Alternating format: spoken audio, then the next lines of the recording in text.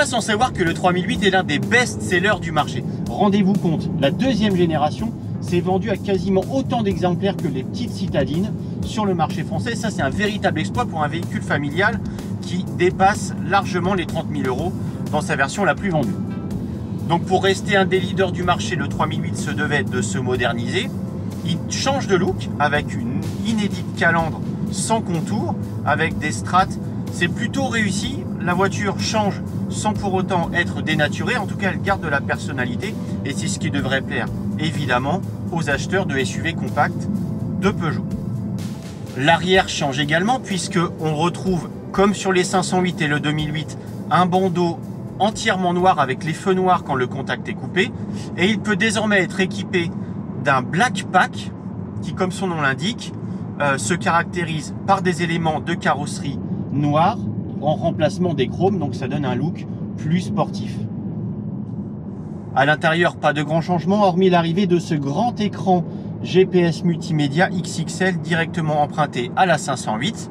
Bon, il ne permet pas d'avoir une carte de GPS énorme, mais simplement d'avoir des raccourcis supplémentaires, notamment pour la clim. Alors ça rend pas l'ergonomie beaucoup plus facile qu'avant.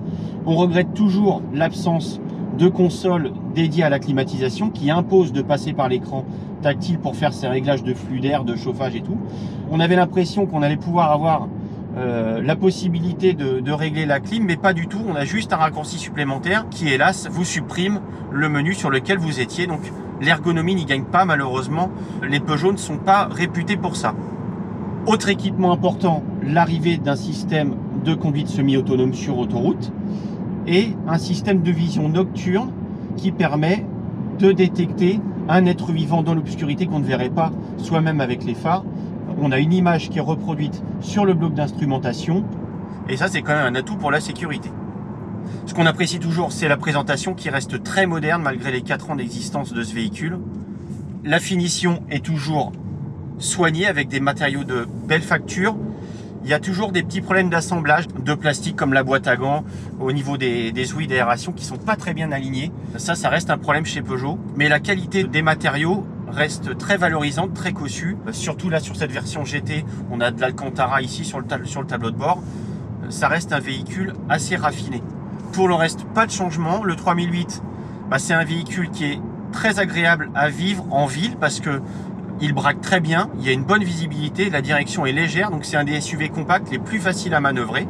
Ensuite, on retrouve un châssis typiquement Peugeot, donc une direction précise, un train avant obéissant, direct, des mouvements de caisse bien maintenus, surtout là dans cette version GT avec la suspension sport, un petit peu ferme sur les bosses, mais qui gagne en efficacité à l'inscription dans les virages.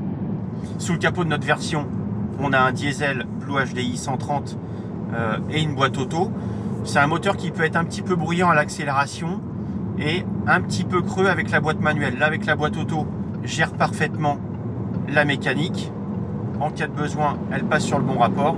Et on a des reprises tout à fait correctes pour emmener toute la famille.